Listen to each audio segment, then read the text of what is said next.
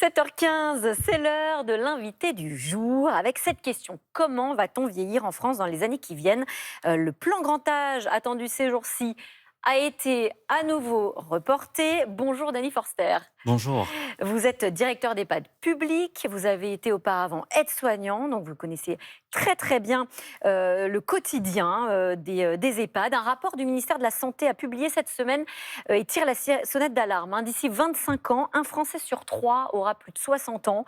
Et pour accompagner le vieillissement de la population, eh bien, il faudrait créer plus de 350 000 places en EHPAD. Le rapport parle de l'horizon 2050, sauf que finalement, est-ce que ça peut attendre? Est-ce que le manque n'est pas déjà visible là, aujourd'hui, sur le terrain?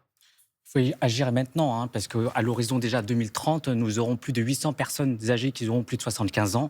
Donc il est Plus de 800, 800 000. 800 000 personnes. 800 000, ce qui est beaucoup déjà. Et nous souffrons dans les EHPAD, clairement. Le plan grand âge ne peut pas être la variable d'ajustement de l'instabilité politique.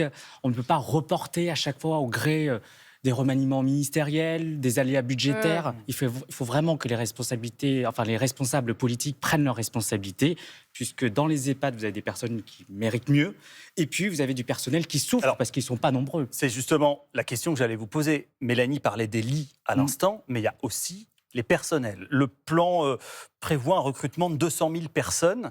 Est-ce que vous pensez que c'est assez? Est-ce qu'il faut davantage? C'est le besoin le plus urgent?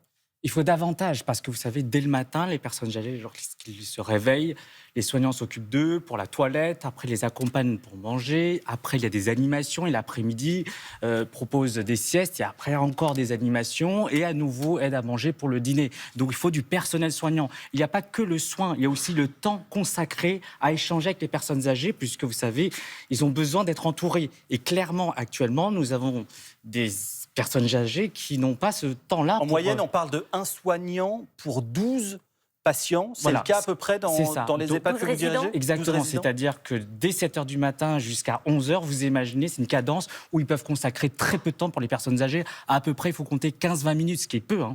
Alors que vous en demandez 1 pour 6. Exactement. C'est ça, un aide-soignant pour 6 résidents. Exactement. C'est le cas en Finlande, par exemple, et c'est possible. Après, c'est le regard qu'on veut porter à l'égard des personnes âgées. Et là, je pense qu'il faut changer le paradigme. Alors, pourquoi il y a autant de mal à recruter?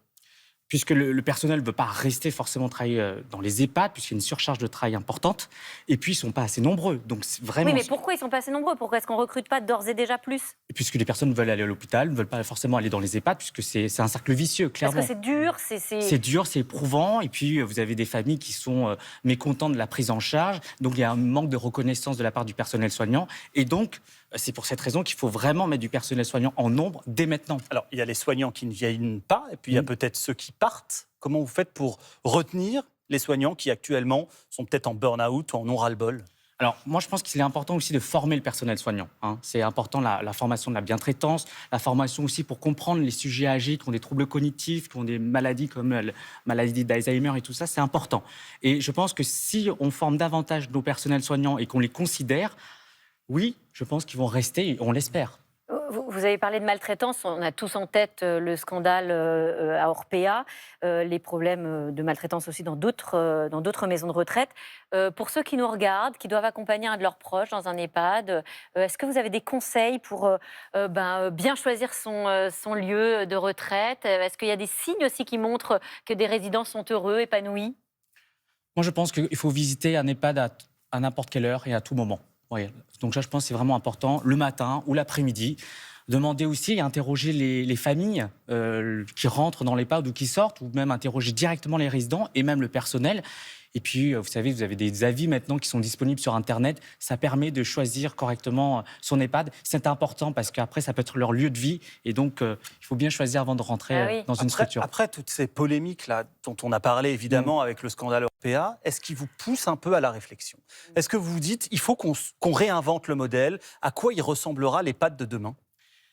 Il faut davantage humaniser la prise en charge. Je pense que c'est important pour les conditions de vie aussi du personnel et des résidents. Et je pense qu'il faut vraiment rénover les EHPAD. Vous savez, on en a beaucoup entendu parler durant la canicule, que des personnes âgées souffrent durant les fortes chaleurs. Il y a des EHPAD actuellement qui n'ont pas tous la climatisation dans les couloirs de l'ensemble de l'EHPAD. Donc là, vraiment, il faut améliorer les conditions de vie des résidents. Donc, rénover les EHPAD, parce qu'il y a certains EHPAD qui sont très, très vétustes. Hein. Et donc, vraiment, je pense qu'il y a un coup de fraîcheur qui mérite d'être peint pour certains EHPAD. Il y a aussi des alternatives qui existent. Vous en pensez quoi? Alors vous êtes directeur d'EHPAD public. Vous allez peut-être nous dire, bah non, l'EHPAD public, c'est le plus sécurisant peut-être pour les personnes âgées. Mais il y a aussi ce qu'on appelle, j'ai vu qu'il y avait des habitats partagés, par exemple. Alors, certes, je suis directeur d'EHPAD public, mais moi, je préconise que les personnes âgées restent le plus longtemps possible à domicile. D'accord. Et retardent l'entrée en EHPAD. Et je pense que, Et pour ça, il faut des adaptations. comme pour vous n'avez pas tous envie d'aller en EHPAD, il me semble. C'est vrai. Donc, Le plus tard possible, en tous les cas, vous avez raison. Exactement. Et je veux quand même remercier l'investissement et l'engagement du personnel soignant qui travaille évidemment dans ces structures. Il y a des habitats alternatifs qui existent. Moi, je n'y crois pas vraiment parce que ce sont des maisons où il y a des résidents qui sont colocataires. Ce sont des personnels qui sont auxiliaires de vie ou responsables de vie, mais ce sont des professionnels qui ne sont pas diplômés ni formés à la gériatrie. Et donc, le soir, s'ils ont besoin d'un soignant, il n'y a personne. Et donc, je pense que vraiment, on devrait plutôt développer ces alternatives, mais en mettant à disposition du personnel compétent et diplômé.